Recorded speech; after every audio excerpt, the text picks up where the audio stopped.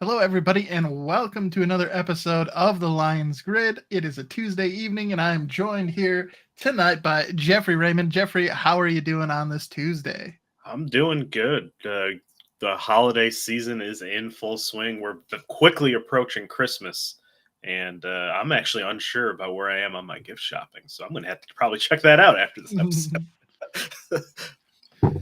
Yeah, it's always one of those things where I always think I'm good, and then inevitably there'll be one. Will be like, "Oh shit, I wanted to get this for someone," and then Yeah. I have to scramble to make that happen. So but it's nice. I know for me myself, it's the first holiday season in the last 4 years that I've been employed, haven't been laid off. So I certainly am appreciating this year a little bit more than the previous ones. It's always great. Oh So yeah, man. a lot of stress off the table there, but Congrats, something man. that It's good getting paid. It's good getting paid in the holidays too. it is, and appreciate that. And one thing that also makes the holiday time even better to celebrate, Jeffrey, is an 11 game winning streak from the Detroit Lions here. It's been Yes. 11 weeks, Jeffrey. We've got to celebrate Lions I victories. feel like I'm spoiled. I've not had any football stress at all this whole year. We have gotten ourselves firmly off the naughty list, and we are just reaping the rewards at this Yeah, we point are. in time, Jeffrey, Yeah, despite and what a win! all And the what a injuries. Yeah, a and what tremendous victory here. what a So win! without any further ado, Jeffrey, I'm going to go ahead. We'll get the highlights rolling, and we'll talk about this game here. The Lions getting the win, 34-31. They complete the sweep of the Packers here, Jeffrey, in the regular season. Still a Get these guys chance out of here. that we might see the Packers again in the postseason if things play out the right way. But so far, Jeffrey, we handled business against them so far. Been grading that cheese. Yeah, we did. I did. I hope they show that guy in this highlight package because that guy was awesome. He must have had that block of cheese on him for hours, man. I mean, So Detroit fans are known to go the extra mile. You got all the guys that hide the octopuses to throw them on the arena at Joe Louis and now at Little Caesars. So I mean, yeah, you can spend that much time with an octopus stuffed in your pants. A block of cheese, block of cheese is nothing. It's it, it nothing. it ain't nothing, man. So Well, yeah, you're right. We might see these guys again because we this game was against two of the better teams in the NFL, right? We're especially the NFC, and it's a good old fashioned NFC North battle. So it's us, the Vikings, and the Packers. So I think the playoffs is going to run through the NFC North. I'm kind of seeing. yeah, we had been definitely talking about earlier on in the season us being the best division in football. I think our top three teams are probably the strongest three teams that any division has. Chicago has kind of let us down here. They did lose a game this past week to San Francisco, and San Francisco is now down to their fifth string running back at this point in time, Jeffrey. So, I mean, we sort of know that Chicago's in a weird spot. Of course, Matt Eberflus was let go, but uh, the point is the top three teams in the NFC North are some of the top teams in the NFC period. And this battle with the Packers was just that, Jeffrey. It was very much a battle here at Ford Field on Thursday night. Yeah, and I think going in, our biggest concern that we talked about on the show before the game was what is this defense going to look like with us being kind of on our fifth on our fifth Mhm. string in some cases, right? Jack Campbell's kind of the only surviving linebacker from the beginning of the season out there. We just signed Jamal Adams to fill in a gap, which is something you never want to be doing, I think. So hopefully they kind of have a plan with that, but they responded like at some points in time they look like it's absolutely looks like these guys got here last week, but in general they were swarming to the ball. They held up really well. It was incredible. It was incredible. They were absolutely juiced. Like I couldn't have like told you that any of our starters were gone because these guys were playing with the intensity that the team started with. Yeah, and the we kept the streak alive of not allowing a 100-yard rusher. They did get 99 yards on the ground in this game, and Josh Jacobs did have 3 touchdowns on the ground. But I was surprised about how well the run defense did hold up. Again, it's been a strong suit for the Packers. Josh Jacobs has been, along with Derrick Henry and Saquon Barkley, has kind of reignited the value of running backs in the free agent market this season. and he delivered here in Thursday Night Football. And then right there, Tyler Kraft too at the tight end position. He was a problem for us there throughout the game. Yeah, he was a problem. Uh, Christian Watson. Oh, I always mess up his name. It's Christian Watts. It's Christian Watts. He had 114 yards for us, and He did have that fumble, which was he did. his only blemish on the game. Yes, but yeah, I could tell though. With kind of the ballsy play to go for it on fourth down to ensure us to have a ending the game with our offense. I think Dan Campbell knew about the time it was be like, our defense has played this good, but it's time to end this right here. Yeah, Jeffrey, and that brings me up to a point I definitely wanted to get your point on, because there's been a lot of people who have been talking about Dan Campbell and the ginormous size of his cojones here, as he did no fear going for fourth downs in this game. The lines were 4 of 5. The one that they didn't get was probably the one that felt like the most not needed of all the fourth down conversion attempts. It was inside on our own 31-yard line that we went for it there. So of all of them, that one probably felt like the one that was the biggest stretch for them to go for on fourth down. The rest of them all felt like they were game-winning decisions, at least from my perspective. But would love to, how you felt about those fourth down calls. I think really it was him wanting to win the game and making sure his team had the ball in their hands to do it. Yeah, I think analytics does play a role, right? But with this team and the way they kind of go out and do things and where they kind of call game, that's just believing in your guys at that point too. So he has a lot of faith in the line, Monty, Gibbs, and getting these extra yards. And I think being aggressive, even if we have to do some of these, I guess not so. I guess how would you describe it? Not needed. I guess some of these not needed ones. It does keep the opposing team honest, right? Because we treat every third downs are not, the whole playbook is open for us because we don't care the fact that there's 2 downs left, right? They're we with us being aggressive, teams have to be like, oh shit, with it, this is third and short. They're probably they might pass, they might deep bomb it, or it's third and long, and we like to run on third and long actually. So it's you got to be honest with us, and you got to kind of play. It's just it's a lot to handle. So I'm all for it. Now this isn't a situation where it worked, right? We were only 4 for 5 on it, but it could absolutely come back to bite us. But it opens up so much with kind of how this team plays and how much Dan Campbell honestly just believes in the offense to get a few yards. Yeah, and I think too the fact that they do go it for so often, I feel like some teams when they go for it on fourth down, there's a lot of extra hype or a lot of pressure in that situation, right? Like the offense isn't used to being out down is since Dan Campbell's been here is just part of what they do. Yeah. So these guys that have been here for this whole duration, it is just part of how they function. They look at it as having 4 downs to get a first down, and they go for fourth downs conversion so often that it shouldn't, it shouldn't be adding extra stress for them. You're right. They looking at it as just another opportunity to execute and having that up their sleeve. So I think that certainly helps. And I know Teddy Bruschi was particularly outspoken about his disdain for Dan Campbell's call, saying that it was cute when they were up and coming, when they were trying to turn the page around, but there aren't. I think the quote was, "There aren't any more ankles or kneecaps to bite. You've already reached the top. You need to start coaching like you're the top team." And to me, I think that's what it actually is.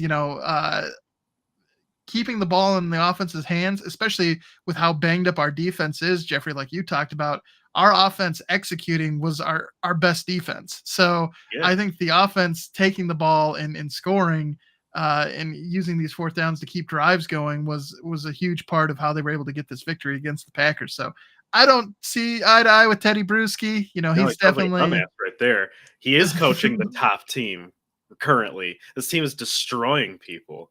Like what more could you possibly ask for? I mean, he has added a new being this aggressive is a fairly new meta to the game. He's a pioneer to this kind of game too. Well, So see that I guess that was more so his point that it's like, you're doing this thing that helps you get here and you're continuing to do it, but like you've reached your destination. It's time to shift and be more that traditional responsible head coach is I guess Teddy Bruschi's opinion, but I think I still put him in dumbass territory. yeah, Me personally. I disagree with it. I still think that being aggressive, trusting your team, and it's always great when you can sort of second guess and know like the outcome, like be that person that says, "Oh, look, they didn't get it, and look, they scored.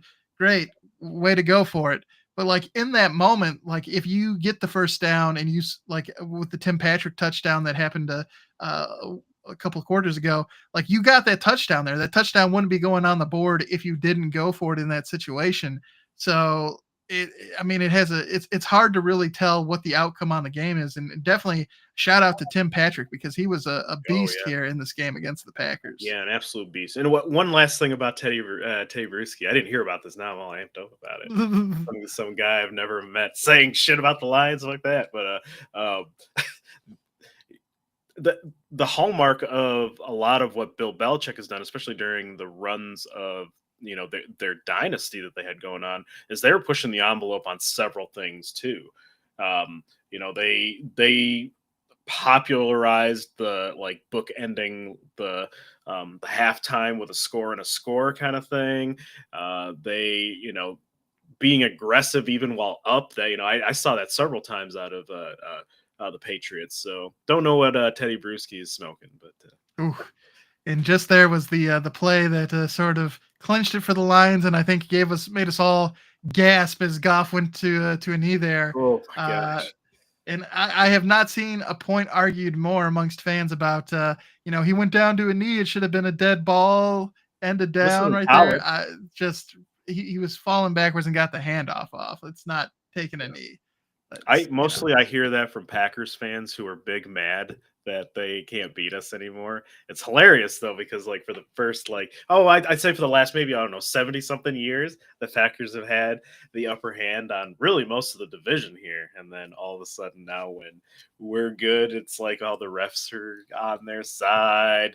The better team didn't win. Blah blah blah blah. It's just Well, miss It, me it with it is particularly funny that the hypocrisy there. They used to complain about Lions fans always being like, "Oh, the refs are against us," and like, good teams don't need the refs. Why don't you guys just like win? And now it's immediately, oh, the refs are the MVP of the game for the Lions. They got the win there. But no, I mean, if we look here at the box score, Jeffrey, it was a close game, but 391 yards for the Lions, to 298 for the Packers. We were a little bit more successful in the passing game than they were, and just a little bit more there in the rushing too. But if we take a look here at the next screen, I think this is where the picture becomes a little clearer. We had 27 first downs to their 17. They only that. had 5 third downs throughout the entire game. We were 7 of 15. And then we also had, our 4 for 5 in fourth down. So we had a total of 76 plays to the Packers 45. The time of possession there, big time in favor of the Lions. And for the most part, Jeffrey, we did a good job of doing what I said we needed to do in this game, which was turn those opportunities, red zone visits, into touchdowns and not field goals. Jake Bates did have 2 field goals in this game, but for the most part, the Lions did a good job of converting their opportunities into touchdowns. And again, because they were able to hold on to the ball so much, they capitalized on their opportunities when they had them. That was sort of the winning recipe here against the Packers. Yeah, and as far as the team stats go, and kind of the attack, you mentioned earlier that we held the Josh Jacobs to less than. We held the other team to less than 100 yards at the 99 mark. We also held Jordan Love to 199 yards passing. He only threw the ball 20 times, right? And he only completed 12 of them. One of them for a touchdown, obviously. But it's just it's it's funny. It's like if you expect to beat the best team in the league, right? You got to give your best here. And just looking at just kind of all these under the hood stats, I mean, it seems like Green Bay's passing attack is a little anemic, despite Christian Watson kind of having a great day. Yeah, the one player that was suspiciously missing was Jaden Reed. He did not really impact this game at all. And at times, especially early on in the season, he has been a big factor for the Packers. So, especially with Romeo Dobbs out, I would have thought that that would have made for a little bit more action for Jaden Reed, but the Packers did not get him involved here. Yeah, our shout out to our defense, man. It's they're playing like they were the starters of the team the whole year, like with the intensity and the swarming defense. It was beautiful to watch. It was beautiful to watch. I was so worried about them, but yet it wasn't even a problem. Yeah, I mean they said it during the broadcast, but it really does feel that way. That a staple, or I guess a hallmark of a Dan Campbell's defense is the players getting 11 hats to the ball, being swarming like you said there, and you definitely could see that whether it was guys that were just added to the team, or guys who have been there who've been lower in the depth chart. When people got out there, they were definitely everybody was motoring. There was no quit in this team, and certainly you can tell that this team understands that they are in a position and to be to reach their ultimate goal. And despite being successful, despite having before this game their 10-game winning streak and now their 11-game winning streak, like they're still hungry. Like they realize they haven't filled up on the appetizers, Jeffrey. They're still in this for the main course, and it seems like they are going to keep on driving. And I know they have that Week 18 matchup with the Vikings still circled. It's hard to believe that, Jeffrey, we could be in a situation where we could have 14 wins, and it's not until the last week of the season that the winner of the NFC is finally decided. Yeah, That's crazy. Yeah, it is crazy, and unfortunately, it's coming. A lot of the heat's coming from our own division there, with Minnesota having themselves a big win this past weekend, and them looking a bit scary there over the horizon. They're a much different team than when we played them, so it will be. Hopefully we will have clinched our number 1 seed by then, but I don't know. Given how inevitable the NFC North has been, I could see the Packers bouncing back from here, us rolling, the Vikings rolling, the Eagles are always kind of there, but it's I think it's going to be a race to the end. I had asked you, Jeffrey, for roaring or boring, if you felt that the Lions were entering their Thanos era, or if they were going to need to, if they were just going to have their Jenga moment where too many bricks had been removed. But at least here against the Packers, seeming more like Thanos than Jenga. Yeah, and we're about to get a bunch of people back for the Buffalo game too, especially on the defensive side. So we're only getting better. We can only get stronger from here. All right, Jeffrey. Well, we'll now turn our attention to the rest of Week 14 here as we grind the grid. And of course, Week 14 did start out, Jeffrey, with the Thursday Night Football matchup of the Packers and the Lions. And as we've been talking about here, the Lions getting the 34-31 victory, clinching a playoff berth in the NFC. Of course, haven't locked down the division or the number 1 seed yet, but they'll at least be in the playoffs now, guaranteed, regardless of the outcome of the remaining games. So the Lions, hopefully we can have the playoffs go through Ford Field, but at the very least, we're in the show, Jeffrey. Yep. With some spooky teams on the bubble. Yes, there are some teams there that to watch out for. And then, Jeffrey, our first game from Sunday, we had the Steelers and the Browns squaring off in an AFC North matchup. This game wasn't as spicy. Jameis Winston only threw for 212 yards in this game, but he did have 2 TDs and 2 interceptions. So he did keep that theme going there. Speaking of Thanos, keeping things balanced. Yeah, perfectly balanced as all things should be. And then Russ also cooled off a little bit in this game. He had 158 yards and 2 TDs, but the Steelers able to keep things rolling, improving to 10-3 and still in first place in the AFC North. And then Mile Marker, welcome to the show there. 12-1 for the Lions. It's good times, man. Good times. Good to see. Uncharted territories. Glad to have you here on the show. All right. Next up, Jeffrey, we had a pretty snoozer here. 2 teams that are definitely headed towards the off season, with the hopes of their fans really being centered around that. We had a 14-11 victory here. The Saints getting the win. Hey man, Derek, the Rizzler, interim head coach, 3-1 hey, after taking he's just over after holding Dennis things Allen. down, man. I guess technically the Saints are 5-8, and with the craziness that is the NFC South, they still got a chance. It's not a great chance, but it's still mathematically a chance. The Giants, on the other hand, I'm not sure if they've been officially eliminated. They have been officially Have eliminated. they? Yep. Okay, so they're finally done and dusted. And Before we'll Carolina, actually. So. Oh, the Panthers hanging on there. I like that. I like that. Yeah, the only NFC team that's done and dusted is those Giants. Derek Carr, I do believe, did get injured in this game. So if you are heading into your fantasy football playoffs and Derek Carr is your quarterback, you're going to want to look elsewhere. Yeah, I think he's going to be gone for the rest of the season, and we could have just seen his last pass as a Saint. Ooh, kind of what they might be doing. A spicy thought, but certainly not out of the realm of possibility. Wherever Devontae Adams go, Devontae Adams is going to be like, one of my best friends has to take me in. It has to be a good situation, right? If I'm going to play football, it's going to be with one of my best friends. I can appreciate that, but yeah. All right. And then Jeffrey, speaking of Tay, why don't you talk to us about this Dolphins Giants game or Jets game?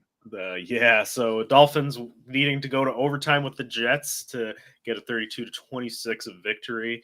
Jonnu Smith caught the pass in overtime to get them over. The Jets, who can't run the ball. Neither can Miami. This is an interesting game. Miami clearly better team overall, but they are really trying to come back from the slow start to the beginning of the season here. But they've looked more and more like themselves over the past, or I guess really since Tua came back, cold weather game aside. Right.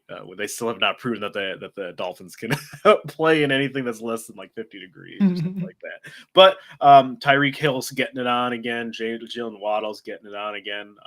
So I think they're only trending in the right direction. They just kind of have to figure out a running game with McDaniels kind of being a Kyle Shanahan tree. When the Dolphins were really rolling, they had a pretty decent run game to kind of go with it. But Mostert was tearing things up last season. Yeah, but they only eked out 44 yards total of rushing today.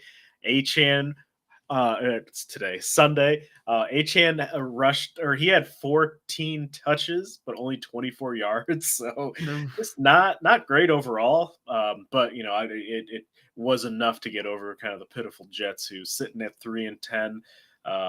They also can't run the ball, 83 yards. It's very much just like, let's put old ass Aaron Rodgers out there and see if he can hot route some stuff to Devontae Adams or any of the other people he brought on there. But it's we might be looking at a blow up for the Jets at the end of the season.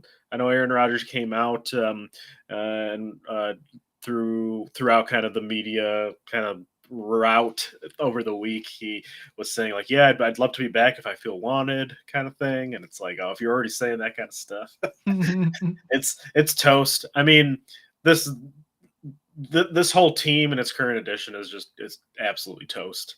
I mean, I feel like you really can't do much. I mean, the defense, right? They were good with Salah there, but as soon as he left, they kind of just tanked. Things need to be blown up. Not sure if Aaron Rodgers will go there. Maybe I don't know if he'll follow Brett Favre's footsteps either, going to the Vikings, because they seem like they got a decent situation going on. So he can't complete the prophecy there. Yeah, not good things at all there. It's struggle city, for sure. And just want to say thanks to catching up with Cody here. We showed his "Let's Go Lions" comment there. If you are a fan of Detroit sports related podcasts, catching up with Cody there is another great option for you. So you can check out his channel. We'll probably, pretty sure I can figure out how to link to his podcast in the description. So when this goes up as a recording, I can go ahead and make that happen. But yeah, if you're looking for some more Detroit sports talk, and check out Catching Up with Cody there. Appreciate you being with us on YouTube. Cody. Yeah. Yeah, we also rediscovered the button that flashes up. I was like, oh yeah, I can do stuff with chat. That's right. I can do that. It's a thing. All right, Jeffrey. This one also kind of a dud, but why don't you talk to us about the Jaguars and Titans here? This was pretty awful game overall. It was just not a fun game to watch, right? Both these teams are just like dead in the water already.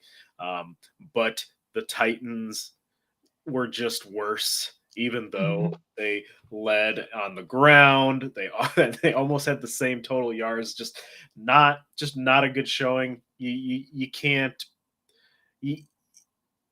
lose to a Mac Jones led Jaguars team. I feel like this said more about Tennessee than it did about Jacksonville. But yeah, just another poor game. I don't know what they're going to be doing as far as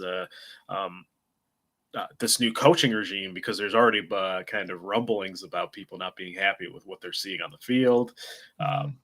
So yeah, we'll see if that Vrabel letting go of Vrabel might not have been the best idea. Maybe not the best move, huh? But I know he and the ownership and the front office had some disagreements, so that's ultimately kind of what ushered Vrabel out. But as far as this goes, I mean, we both these staffs, I feel like, are almost dead people walking, especially Doug Peterson. I think he's going to be out at the end of the season. They're just kind of keeping him on at tank commander at 3-10 there. No chance in the division. Probably should have fired him after London, but yeah. How lucky are the Houston Texans that two of the teams in their division are the Titans and the Jaguars? Yeah. Good for them, because they are not playing well either. Yeah, the only team applying pressure to them is the Colts. Otherwise, it is pretty free and easy there. And then if you are looking for a potential waiver claim heading into your playoffs for fantasy football, Tanks Bigsby, he did start to take over the lion's share of the carries in the Jaguars backfield again. And earlier in the season, before he got hurt, when he had taken over the larger role from Travis Etienne, he had been performing rather well. So if he is available and he's on your waiver wire, could be a guy that could help you bring home your fantasy football championship. And for the most part, I have to help other people with those types of tips, because I'm not in the playoffs in a lot of my fantasy football leagues. And so I can't take advantage of those tips. So I'm just share the information freely.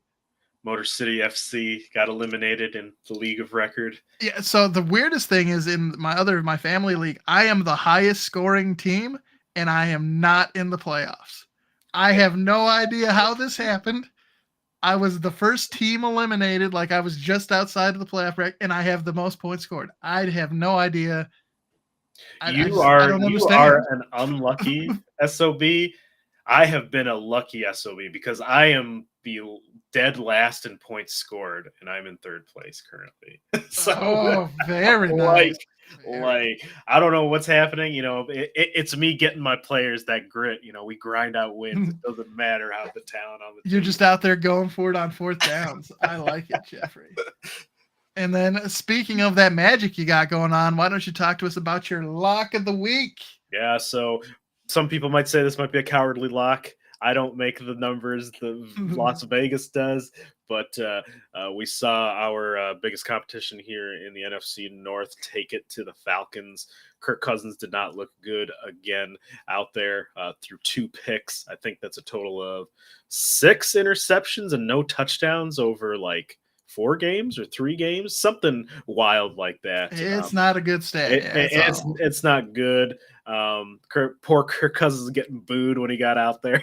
So just not good overall.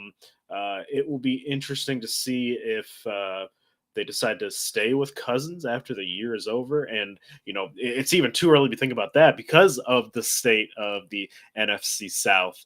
They are still in the hunt for for the division lead here. So ultimately they have to play a lot better if they're going to beat Tampa Bay. I think Tampa Bay is the team to beat in that division. Um, but they've got to play better than that. And Kirk Cousins has to play better than that because Tampa Bay's defenses can be feisty, and if you're not taking care of the ball and you're not having your quarterback playing at a high level, I mean, I don't know if you can. I don't know if you can beat Baker doing that because Mm. Kirk Cousins looks old and slow out there. Yeah, him and Aaron Rodgers, the Achilles crew there, just have not looked Yeah. haven't looked good this season.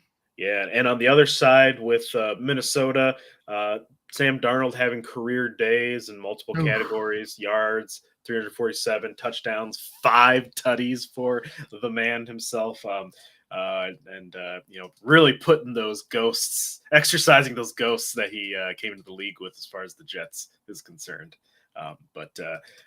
There's he's only signed for this year, and they do Mhm. have JJ McCarthy there. Do they stick with something that's working here? I mean, if this guy takes you to the playoffs, I don't know. I mean, like, I kind of would want to keep him long term, especially if this is a turnaround here. I mean, he is younger than Joe Burrow. That was our surprising fact from earlier this season. Oh, So he that he blow, I he keep forgetting about that. That blows my mind. yeah, he's not that old. So I mean, for him to have his, it's not, Geno Smith obviously was older when he had his renaissance, into his 30s. Uh, Sam Darnold is not that old. So him, if this is more of a sign of a renaissance as opposed to just a blip on the radar, he has plenty of time left in his NFL career. So Yeah, and it's I mean, they do have a good offensive minded quarterback head coach in Kevin O'Connell. He is specifically, I think, a quarterback whisperer at this point. So JJ McCarthy does have some upside to him, but like, this is proven now, especially if they make a deep run. I would almost say let JJ McCarthy sit and get this guy in here and let's win now. But it's a long way till the end, so we'll see. yeah, we'll have to see what the outcome is. But I'm with you. If you don't, especially since he's coming back off a major surgery, like if you don't have to rush him back and throw him to the wolves, I mean, as long as you can get Sam Darnold without having to pay him, pay him a huge fortune. Um, I think it only makes sense to keep things going. But we'll have to see how the Vikings front office feels about it. And then we'll have a roaring or boring on Sunday related to these Vikings. Jeffrey, we'll have to see Okay. uh, little teaser if you're more afraid of them or those Philadelphia Eagles. Who's giving you Ooh, I know who's I know how I would spookier? answer that. As of right now, I know how I would answer that. Well, I don't know if this particular game influenced you at all, Jeffrey, because you mentioned the Panthers are still alive. They did lose 16-22 to the Eagles, but they hung around with Philadelphia in this game, Jeffrey. It's kind of surprising. The Panthers, a team that ultimately chose to bench Bryce Young because of his play early on in the season, now being able to go toe to toe with the Philadelphia Eagles for the majority of this game. That was definitely surprising there. They had a shot there to get the win. But Bryce Young has been playing well. Chuba Hubbard, he's like the only running back they have left standing, and he just continues to be a beast. And then Adam Thielen is turning back the clock there for the Oh, he Panthers. had some incredible catches in this game. So they're just looking good. But then ultimately, Eagles handled business, Jeffrey. Yeah, and Saquon just keeps on running. Bryce Young had the game-winning touchdown there, but it was dropped by who was it? Was it Deontay Johnson? No, Deontay Johnson got traded. Was it the Legarrette? Yeah, Or Leggett, Leggett? Leggett, Leggett, Leggett, yeah. Leggett. Yeah. It looked like he caught it for a second there, but then on replay, it clearly hit the ground. Yeah. But so they were right there. But shout out to Bryce Young. He's been playing the best football of his career, even though they're losing. Like, looks like an absolute different guy out there. Like, he's navigating the pocket really well. He's getting away from people. It just like things that we saw as like potential upsides for him. Like, we're seeing it now. Yeah, I don't know if it's just him becoming more comfortable with the coaching staff or like if that giving him that reset, that chance to like unwind some of his anxiety. Like if that helped, it's hard to say, but definitely looking good there for the Panthers. Obviously at 3-10, not great, but I mean, they're a team you got to watch out for. Some of the teams like the Giants, it kind of feels like it doesn't matter what they're gonna do. Like they can give you their best shot, but it's gonna be so puny that you're gonna have no problem dodging it. The Panthers, on the other hand, if they give you their best shot, it's almost something you got to watch out for. You don't want to get hit by it because it'll hurt. Yeah. Yeah, yeah, and on the other side, the Eagles, right? They didn't dominate this game, and I do see some cracks in their armor. And Saquon Barkley, he's great, but we've not really seen the other avenues of their offense, like the passing game with Jalen Hurts and AJ Brown, really kind of take over games or anything like that. Can they do it when competition is stiffer? I don't know. Gonna be the question. All right, Jeffrey. Sticking with an NFC South, I think this is 3 games in a row with NFC South teams here. We had Tampa Bay hosting the Las Vegas Raiders, and no surprise here, Tampa Bay getting the win. Las Vegas had Aiden O'Connell in, and then Aiden O'Connell got hurt during this game, so they're down to their 3rd-string quarterback. But Baker Mayfield and the Bucs were able to get the win here. This was kind of a weird game where there were a lot of turnovers, so neither team seemed really committed to taking care of the ball too much in this game, Jeffrey.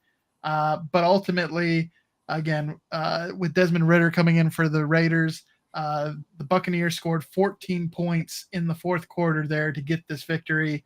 And Jalen McMillan had a 2-touchdown day, the rookie out of Washington there for Tampa Bay. So good to see someone other than Mike Evans stepping up in that passing game.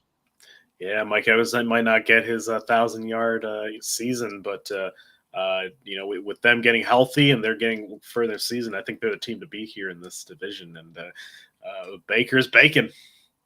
And they are the only team that has beaten both the Lions and Philadelphia. Those are the one loss for both of those teams on the season. So they're a problem, Jeffrey. They are a problem. They're part of Spooktober. And it's not just the skull on the flag, man. Not just the skull. And then, Jeffrey, taking the lead in the NFC West, we had the Seahawks getting a 30-18 victory over the Arizona Cardinals. Seahawks are now 8-5, Jeffrey, and in sole possession of first place in the NFC West. Zach Charbonnet had himself a day, 134 yards on the ground, 2 TDs as they tore up that rush defense for the Cardinals. Geno Smith, not as flashy, 233 with 1 touchdown, on that 1 touchdown going to Jackson Smith and Njigba. On the other side of things, Jeffrey, we did see Kyler Murray. He had 2 TDs, but he matched those 2 TDs with 2 interceptions. The touchdowns, one went to Michael Wilson, and the other went to James Conner. Marvin Harrison Jr. did see 4 catches in this game, but only for 49 yards.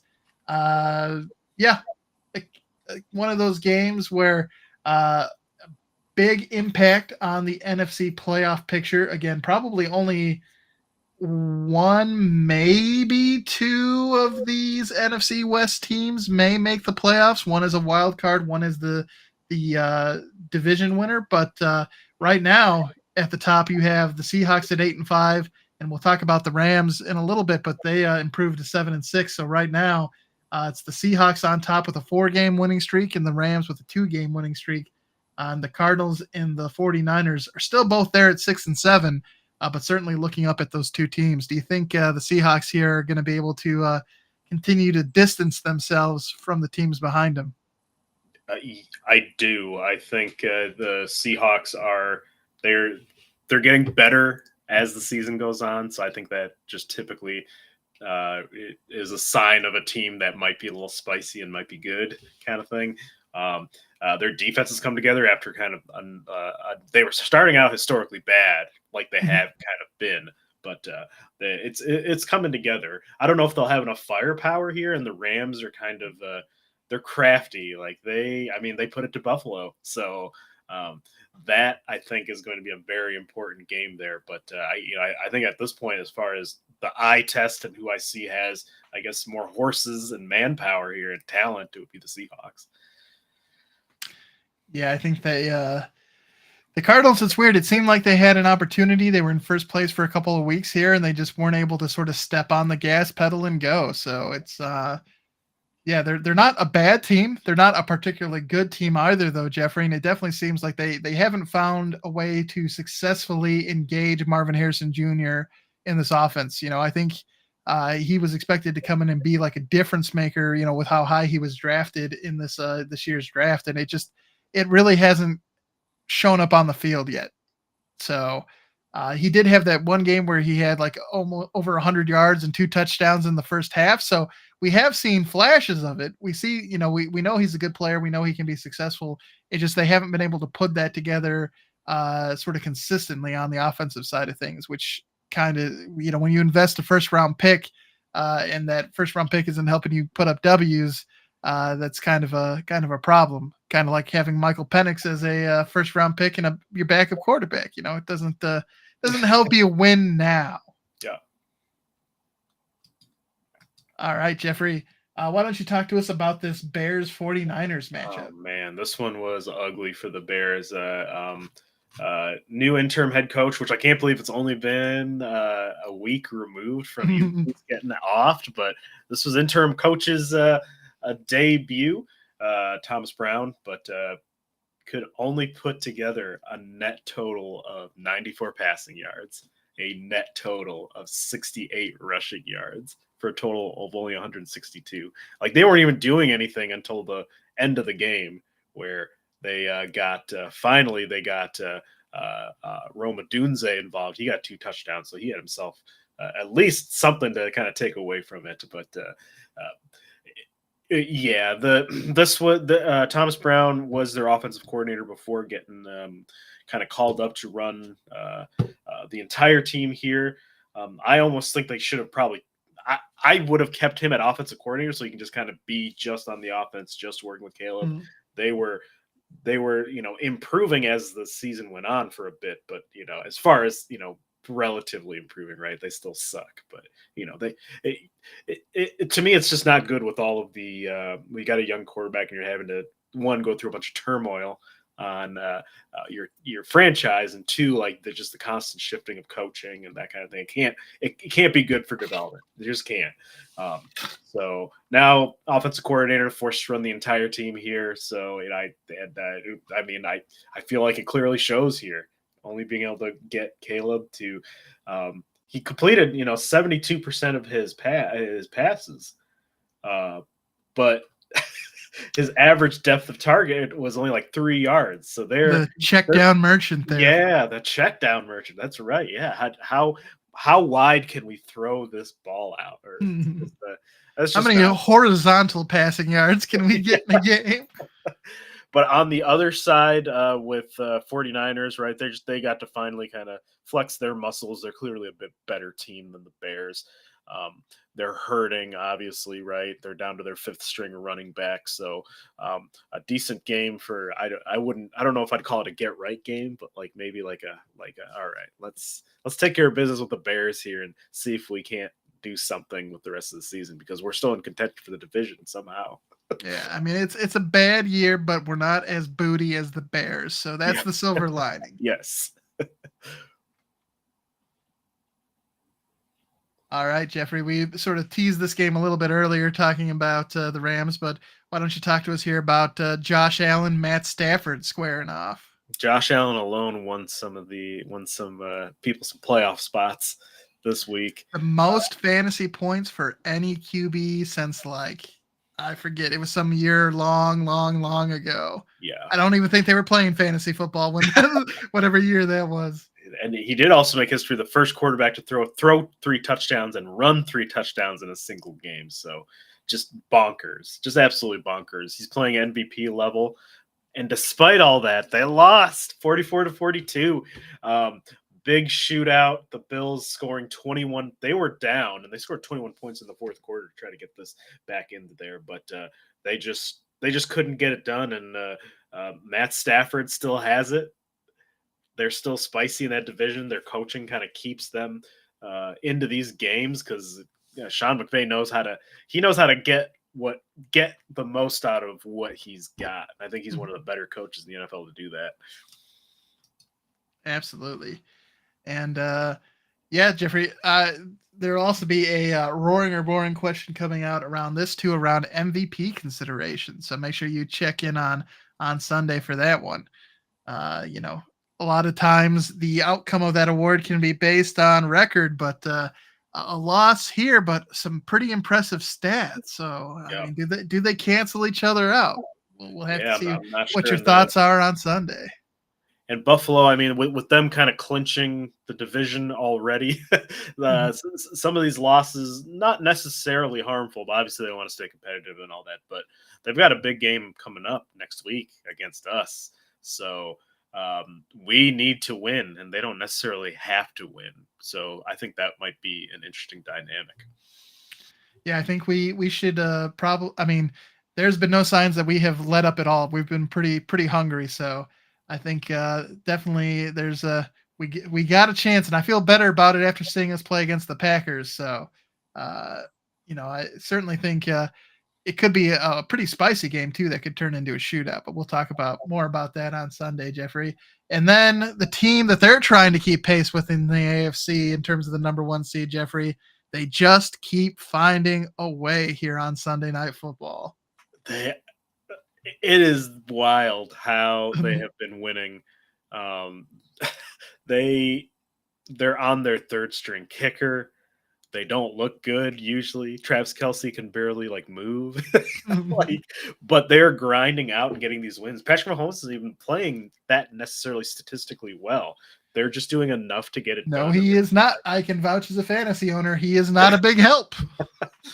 I mean, he threw the ball 37 times, but in like I guess yesteryear, that would be a recipe for like 400 yards, 18 touchdowns in a game or something like that for him. But it has been very much grinded out. Rely on our defense. Rely on just the voodoo magic kind of grit that they've got going on, that barbecue grit that they've got going on down there. But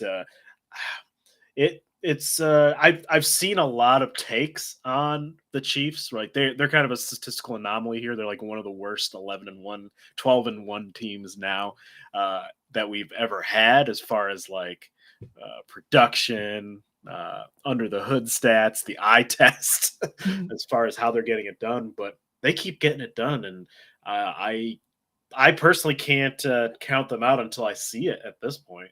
And I know a lot of I've heard a lot of people in the national media kind of talking about like I think the Chiefs are gonna like go in and kind of get taken out by a better team once the playoff comes, but I can't be at that point yet because I've seen them They just keep they finding can't ways, man. they keep finding ways. Good teams Is find ways to win. So, I shout out to them. But on the other side with the Chargers, not quite able to get over that division hump with their rival here. They did have a decent showing here, right? But Justin Herbert continues to not throw any touchdowns. He also um, threw 30 passes, which he typically for this season, they've not been kind of letting him loose very much. It's been very much a run first, very much what Jim Harbaugh likes to run kind of thing. But when Herbert is making these decisions, he's making good ones, even if he's not having to make them as often. But yeah, I think if these teams play again, the Chargers could win. I think it was that close, but the results kind of speak for themselves in this division at this point. Who can knock these guys out? Yeah, I think the Chargers would gladly trade the two losses in the regular season for a victory in the postseason. So Yeah, I think they're one of those teams that shouldn't be favored when they make it to the playoffs to get that win. But they're a team you're going to have to watch out for. If you think you're just going to go in there and roll over them, I think there's a little bit more fight to them than that. But yeah, could yeah, make a splashy little maybe pull off a cheeky win come yeah. playoff time. From a running back standpoint, for both of these teams, Los Angeles, they clearly are out of sorts without J.K. Dobbins. I mean, they got Gus Edwards the ball a little bit more, but he only produced 36 yards on 10 carries. So not quite what J.K. Dobbins was doing. And they kind of lose the splash plays with him. And on the other side, with Isaiah Pacheco coming back, that helps this team quite a bit because he's by far their best runner. He fits perfectly in this kind of this grinded out power style of Chiefs offense that we're seeing. So, yeah, kind of two very similar teams here, I'd say.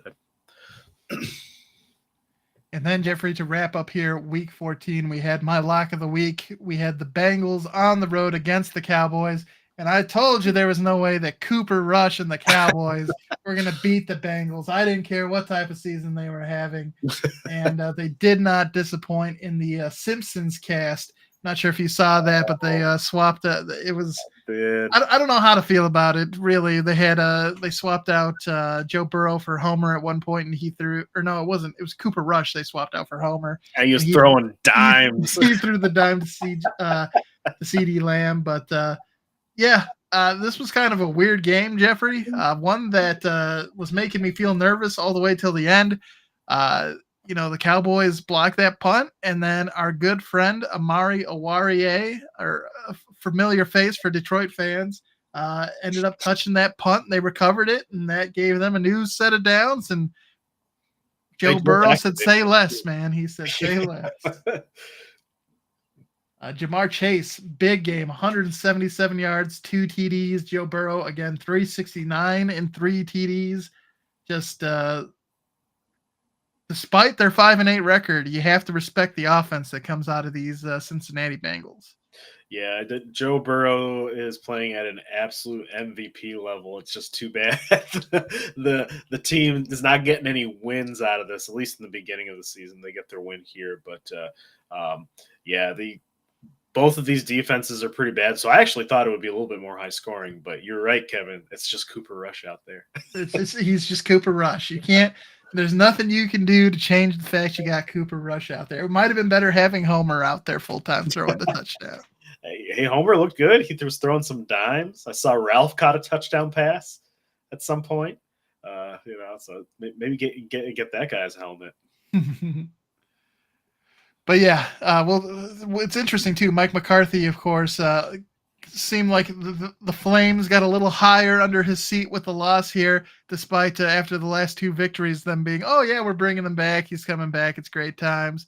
Then, with the loss, it was like, well, maybe not so fast, but it'll be interesting to see. He's still on our hot spot list. We'll take a look here, but he has been downgraded to just the A tier. So he's just barely on the radar, as opposed to these 3 gentlemen you see right here, who, of course, Jeff, are our S+.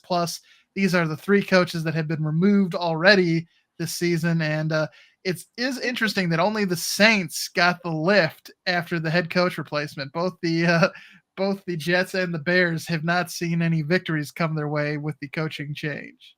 Yeah. Yeah, it's I expect some more people moving up here. Yep, right here. Yep, right here is our S tier.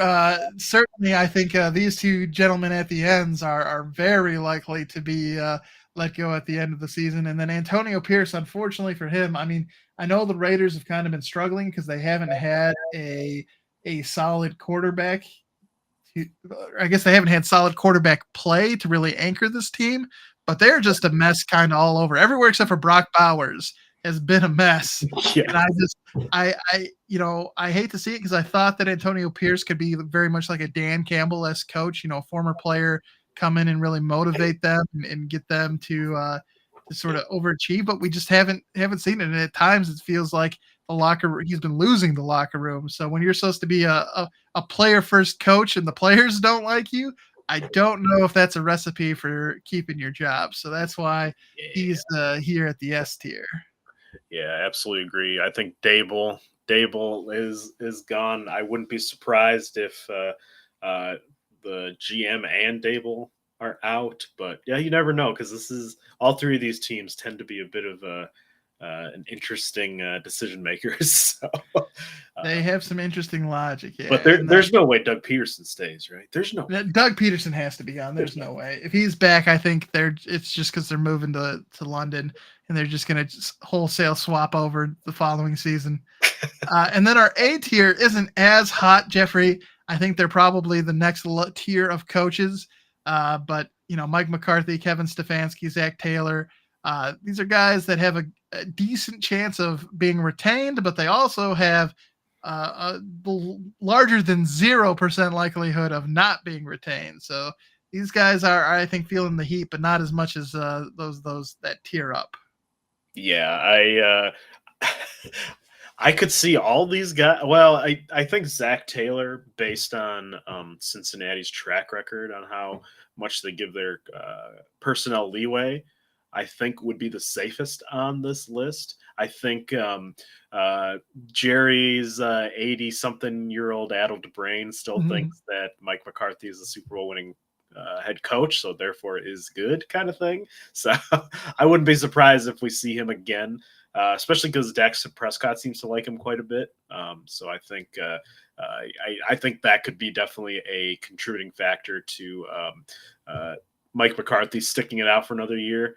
Kevin Stefanski's an interesting situation. I could see the front office and the ownership with the Browns making kind of a dumb decision and doing that, and bringing in somebody who can maybe be a whisperer to Deshaun Watson or something.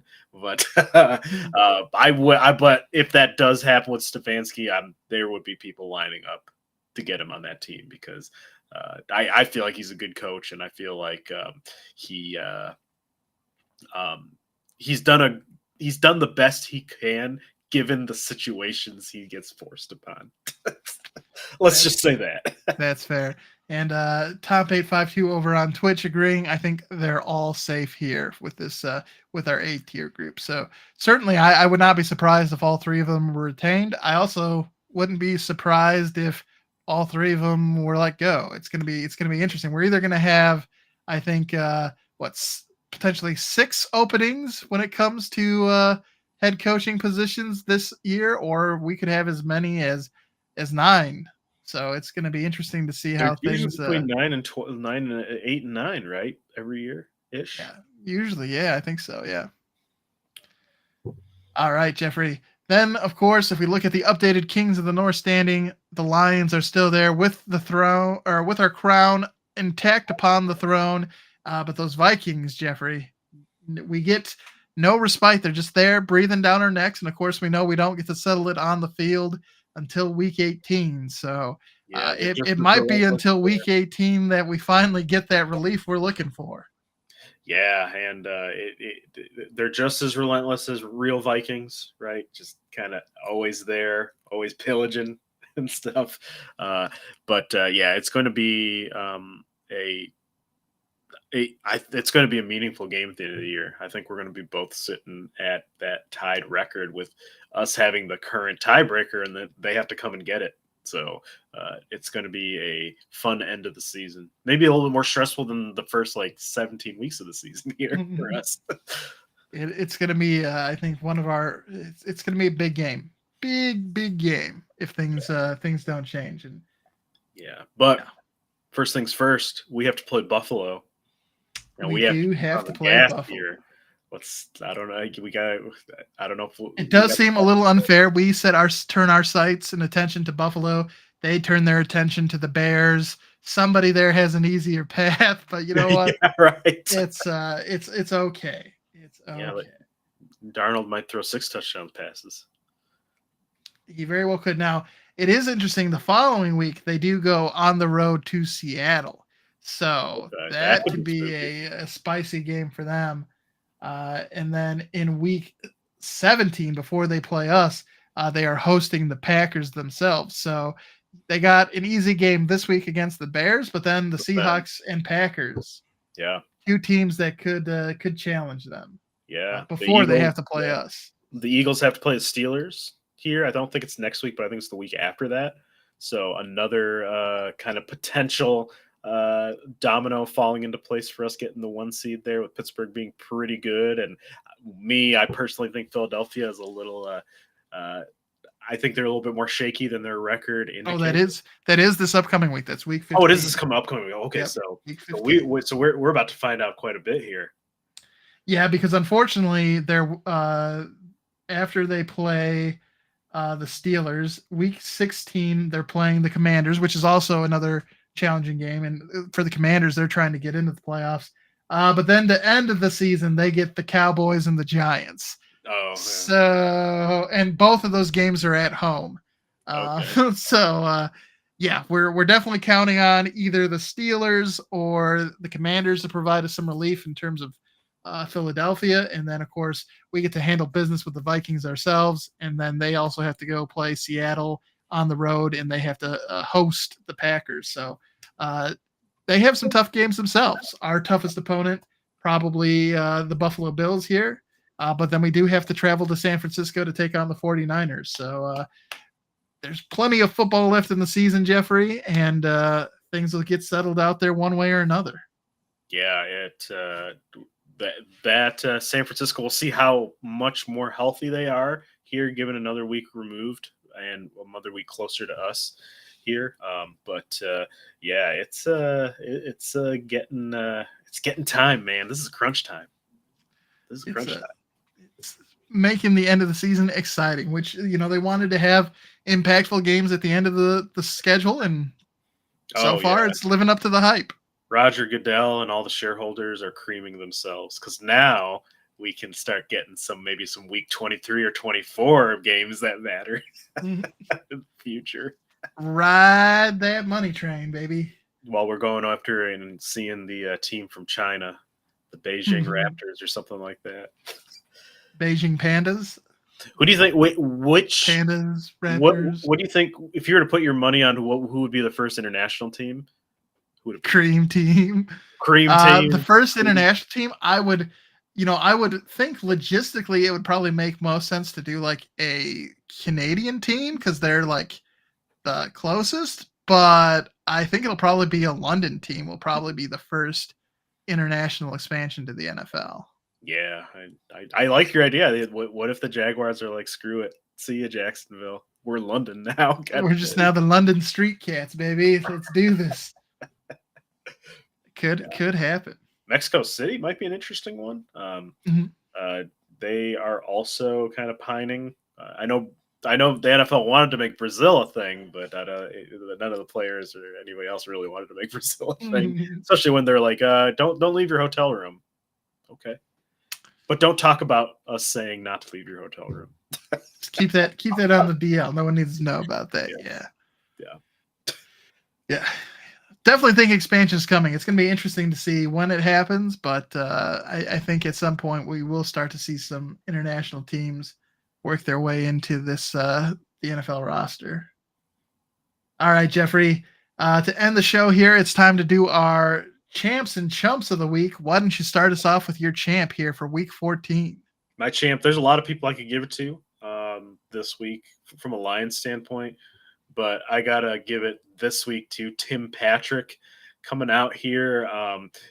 After injuries really kind of sidelined his career, him coming here and him starting to do the things that he was drafted for, big physical target, willing to make the blocks, willing to make tough contested catches. And he's coming out and showing it with 2 touchdowns here. And I think ever since we got him, we started inserting him into our offense, he has gotten better and better. And Dan Campbell loves the guys who will just block, who will be selfless for the team. And Tim Patrick kind of fits all the bills, and it came to fruition here this week. If you can stop Amon-Ra St. Brown, Jahmyr Gibbs, Montgomery, well, we got JMO out there, and now we got Tim Patrick as well. So a lot of weapons here, but I got to give it to Tim Patrick. Just coming back after all those injuries and making an impact on a championship caliber team. I like that. That's a solid pick. I am going to go with the man who helps bring it all together on Sundays, and I'm going to go with Dan Campbell as my champ for the week. He has certainly has received a fair amount of criticism here about his aggressiveness, and about about now that they've reached the top, it's time to change his ways. But I think it is something that is uh, characteristic of this Lions team. I think this Lions team doesn't have the success they've had without Dan Campbell, that aggressiveness and that belief in themselves, right? That they can come out and it's not a risk for them. It's them executing the game plan. Like it's not like, hey, we know this is a risky thing and we're gonna come out and do it. It's like, no, we are planning to do this. This is part of who we are. We know that to win this game against a tough opponent, we need to go ahead and make these plays, and they're doing it. So I think that all starts with Dan Campbell, and he's built that culture into the DNA, baked it into this team, and we're seeing the success happen here. Stephen Clark, thank you for joining on YouTube. Dan Campbell is riding the waves. Yeah, he is. He's hanging 10 on the. It's hanging 11 now. Yeah, hanging 11 on the league. How does he stay on that board with those gigantic onions of his? I know. I just don't get how he puts his pants on every day. Just there's too much in the way. Too much in the way. All right, Jeffrey, who is your chump for week 14? Chump of the week, I was actually going between two guys. I might as well just say who I'm going between, but I'm giving it to Deebo Samuel this week. Not been super productive this year. There's been a lot of scrutiny on his play, on his fitness, even coming into the year, kind of thing. And obviously the team's struggling. Obviously, a down year just overall for the 49ers. But him coming out and on social media and being like, "I don't suck. It's just because I don't get any targets." It's like, why you say that now? Like it's just not a good look. I feel like we are in like peak wide receiver diva season right now, because my other chump, I have to give it to George Pickens, just the merchant of foolishness that is him, taking swings and getting into fights with people, being a healthy scratch this past week, although there might be actually an injury there, but he was out of nowhere not playing this past week. So I was certain that he was getting some kind of retribution for kind of just his actions, as far as getting into fights with people, going to the media and being like, "I don't know who this person is," yet you just were swinging at him like an hour ago. Like, come on, man. Just a fool all around. So maybe my chumps of the week are diva wide receivers that can't back up their play. Well, maybe that's what we'll go with. He's a receiver that can back up his play from time to time, but I'll join in there. And my chump of the week is going to be A.J. Brown. Oh, another wide receiver. Another wide receiver that, despite the fact the Eagles are 11-2 on the season, complaining about his lack of targets in this Philadelphia Eagles offense, and wears that Captain C on his chest. So, of all the players, a guy who's a captain to be there complaining, especially when the team's having success, certainly I understand you wanting to be a bigger part of that and play a bigger role in these victories, but like, you're a team captain. There has to be some other channel for you to go to outside of the reporters at the end of a game to sort of to voice your concerns there. So you're right. We have reached that peak part of the season for QB complaints and wide receiver complaints, and apparently we are dunking all over Tom 852's receiver core there for fantasy football. I don't know, when these people open up their mouths, they're dunking on themselves, man. Yeah, well, we'll have to keep up with it, because depending on how well they do, it will, this paid off, if voicing their concerns paid off, and they see their production go up, that'll work out there for Mr. Thompson as he looks to advance in these playoffs. And then Stephen Clark here, he can catch, but he can block in the run game. Talking about AJ Brown and are those diva wide receivers, Jeffrey. So AJ Brown's a big man. And then Stephen Clark also mentioned earlier about Detroit Lions being a free agent dream. Oh, yeah. Certainly seeing Zadarius Smith, how fast he's adapted to the team, and some of those other guys, Jonah Williams, that they've added to help kind of retool this defense. It certainly has me excited for the offseason, Jeffrey, because it seems like this Lions team is going to be a destination for players who are looking to go out there and go after a Super Bowl victory. So, as we look to rebuild in the offseason, it's feeling good, feeling good. Yeah, I like how Micah Parsons, I think was it last year, was like no one from LA is going to Detroit. He was saying, but I don't know, man. I think we are the destination. I bet he would rather play for the Lions now than with that. Did you see his reaction after that Yeah. punt? Just beyond himself, had to go off the field. It's just tough. It's tough Yeah. there. Oh, AJ Brown, potentially a Terrell 2.0, Terrell Owens Okay. comparison there. I mean, both were big physical dudes, and I'm a big fan of T.O. I thought I enjoyed his time with the Eagles for sure. Yeah, I think it's both very talented and both opinionated receivers there. But it definitely plays into your theme there, Jeffrey, of the diva wide receivers. So T.O. certainly would fit the billing there, would be right at home. Yeah. I think my favorite diva wide receiver though is probably Chad Ochocinco, because I feel like he wasn't a diva in the same way everyone else is traditionally a diva. He's kind of he's his own special breed there. So yeah, he remember when he flashed the dollar for the ref there? Just hilarious, just antics. His was just funny. Some of these guys are just sad. He had great trash talking. Putting the DB's numbers on the speed stick because it was the only way they were going to cover him. Just classic stuff. Classic stuff. All right, everybody. Well, we want to thank everybody for tuning in, whether you're watching us on YouTube, Facebook, or Twitch. We definitely appreciate your participation. I know we had a pretty active chat today, so thanks everybody for commenting. And then if you do enjoy the show and want to help the channel grow, the best way you can do it is by giving us a like or subscribe on the channel of your choosing. We are trying to make a push to 100 subscribers on YouTube, and let me check in and see where we're at currently. You are correct, Stephen Clark. Jack Campbell is a beast. I mean, he by far is, I think, one of our most underrated picks of kind of the Brad Holmes, Dan Campbell era. Because when we picked him, I mean, a lot of people are like, why wouldn't we get something more positional value, right? Just like when we picked Gibbs. But we know how to find our guys, and we definitely found a guy here. I mean, just in the second year, taking over as the green dot linebacker out there. He didn't have the impact right away as like Gibbs did or Amon-Ra St. Brown did, but he's getting better and better. And having leadership at the linebacker position like that is incredible, especially once we get Anzalone back.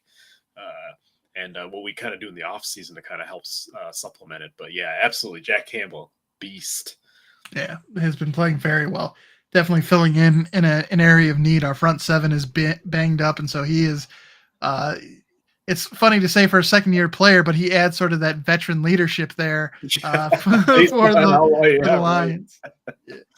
And we are currently at 69 subscribers. So we've gone up 2 there and are steadily working towards that goal of 100. So if you haven't given us a follow or subscribe to us yet on YouTube, please consider doing so. And we'll be back on Sunday, Jeffrey, to talk about this Buffalo Bills matchup and break that down. But anything else you want to leave the people with here on this Tuesday night edition of the Lions Grid? No, thank you all for joining us. We really appreciate the support and the activity in the chat. Love chatting with the folks who come to tune into the show, and look forward to it. The next episode. Yep. So we will see you on Sunday at 11 a.m. to talk Bills Lions. And we have some pretty spicy roaring or boring questions to get your opinion on, Jeffrey.